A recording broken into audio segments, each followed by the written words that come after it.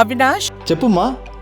దగ్గరలో ఉన్న మెడ్ప్లస్ కు వెళ్ళి మెడ్ప్లస్ బ్రాండ్ మెడిసిన్స్ అని అడిగి కొనుక్కునరా. అక్కడ 50 to 80% తగ్గింపుకు వస్తుంది. మీరు తీసుకునే అదే మందులు, అదే నాణ్యమైన మందులు, కానీ సగం ధరకే.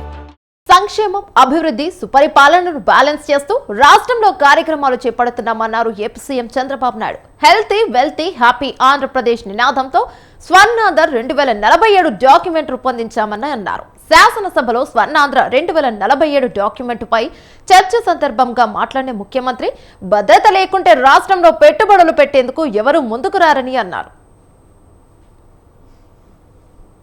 ఈ రాష్ట్రం బాగా నష్టపోయాం. ఇప్పుడు కూడా తెలివైన వాళ్ళు ఇక్కడ ఉన్నారు, కానీ ఇక్కడ ఉండే వాళ్ళు ప్రపంచం అంతా రాణిస్తున్నారు, కానీ ఇక్కడ రాణించలేకపోతున్నారు. దానికి కారణం ఏంటి? ఈరోజు దక్షిణ భారతదేశంలో తక్కువ జిఎస్టిపి వచ్చే రాష్ట్రం, తక్కువ ఆదాయం వచ్చే రాష్ట్రం, తక్కువ తలసరి ఆదాయం వచ్చే రాష్ట్రం ఆంధ్రప్రదేశ్ రాష్ట్రం. ఇది ఏమాత్రం కూడా ఆమోదయోగ్యం కాదు. దీన్ని మనందరం కూడా ఆలోచించాల్సిన అవసరం ఉంది. అదే మాదిరిగా అధికార యంత్రాంగాన్ని కూడా కోరేది, మానవతా దృక్పథంతో ఆలోచించండి. ఆలోచించి సమస్యల పరిష్కారానికి మీరు ముందుకు రండి. అందరం కలిసి పనిచేద్దాం. అందరికీ గౌరవించే విధంగా ఒక వ్యవస్థను తీసుకొస్తామని చెప్పి కూడా నేను మీకు తెలియజేస్తున్నా. December 1 నుంచి నేను కూడా గేర్ మార్చాలనుకుంటున్నా. 6 నెలలు అయింది, చెప్పాను, రోడ్ మ్యాప్ ఇచ్చాను, పాలసీలు ఇచ్చాం. ఇంకా జవాబుదారీతనం తీసుకొస్తూనే ఎక్కడికక్కడ ప్రజా చైతన్యం ద్వారా మళ్ళీ నెక్స్ట్ లెవెల్ ఆఫ్ అడ్మినిస్ట్రేషన్ తీసుకెళ్తానని చెప్పి కూడా ఈ సభ ద్వారా మీకు అందరికీ తెలియజేస్తున్నా. ఈ రాష్ట్రం గత ప్రభుత్వ అక్రమాలపై లోతుల్లోకి వెళ్లే కొద్దీ ఆశ్చర్యకరమైన విషయాలు తెలుస్తున్నాయన్నారు ముఖ్యమంత్రి చంద్రబాబు.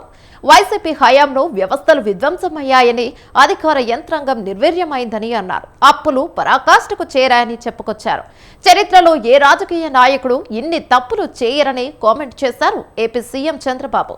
అసత్యాలను పదే పదే చెప్పి ప్రజలను మభ్యపెట్టాలని చూశారని అన్నారు చంద్రబాబు. 5 సంవత్సరాలుగా 5 నెలలుగా ప్రభుత్వంలో జరిగిన విధ్వంసం, అవినీతి, ఏ విధంగా దీని మీద ముందుకు పోవాలని కూడా చర్చించాం కొన్ని సందర్భాల్లో.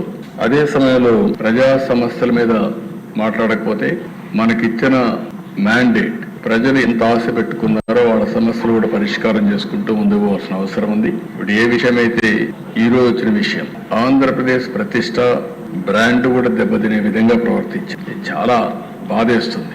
ఇంటేనే చాలా బాధాకరంగా మనం ఏ విధంగా చెప్పుకోగలుగుతాం అనే పరిస్థితి వస్తుంది. ఇంకా వాస్తవాలను రావాల్సిన అవసరం ఉంది. ప్రభుత్వం కూడా ఆలోచిస్తున్నాం. వాస్తవాలన్నీ వచ్చిన తర్వాత ఎప్పటికప్పుడు అవన్నీ కూడా అధ్యయనం చేసుకుని ఏం చేయాలో చేస్తూనే మళ్ళా మీకు ఇన్ఫార్మ్ చేస్తాం.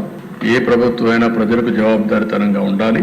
ఎవరు తప్పు చేసినా వాళ్ళ మీద యాక్షన్ తీసుకునే పరిస్థితి ఉంటేనే ఇంకొకరు ఇలాంటి తప్పులు చేయకుండా భయపడే పరిస్థితి వస్తుంది. ఏదేమైనా ఈ రోజు నా దగ్గర ఏదైతే నియమారిగానే అక్కడే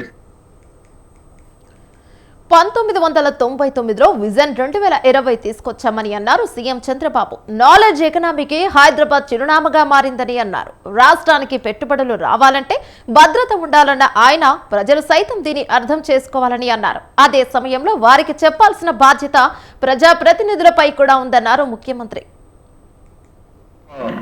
ఏ విధంగా మనం నియోజకవర్గాలను అభివృద్ధి చేద్దాం, పోటీ చేసి అభివృద్ధి చేద్దాం, ఆల్ ఇండికేటర్స్ లో మనం ముందుంటాము, దానికి శ్రీకారం చుట్టండి. మీకు పూర్తిగా సహకరించే బాధ్యత ఒక లీడర్గా, మీ యొక్క టీం లీడర్గా నా బాధ్యత.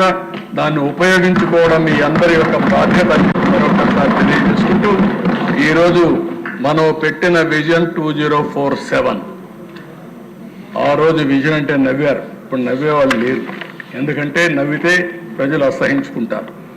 అప్పుడు ప్రజల్ని మభ్యపెట్టడానికి ఈయన విజన్ మాట్లాడుతున్నాడు, 420 అని మాట్లాడే పరిస్థితికి వచ్చారు. కానీ ఈరోజు అన్నీ కూడా ప్రూవ్ అయినాయి, ప్రూఫ్ ఆఫ్ కాన్సెప్ట్ ఉంది, అందరూ యాక్సెప్ట్ చేసే పరిస్థితికి వచ్చారు. నేను ఒకటే చెప్తున్నా, 2047 నాటికి దేశానికి స్వాతంత్ర్యం వచ్చి 100 ఏళ్లు అవుతుందన్నారు సీఎం చంద్రబాబు. ప్రధాని మోదీ వికసిత్ భారత్ కు పిలుపునిచ్చారని, తాము మాత్రం స్వర్ణాంధ్ర 2047 నినాదంతో ముందుకెళ్తామని అన్నారు. నియోజకవర్గ పరిధిలోనూ విజన్ డాక్యుమెంట్ తయారు చేయాలని సూచించారు ఏపీ సీఎం చంద్రబాబు. దాన్ని ఉపయోగించుకోవడం మీ అందరి యొక్క బాధ్యత మరొకసారి తెలియజేసుకుంటూ ఈరోజు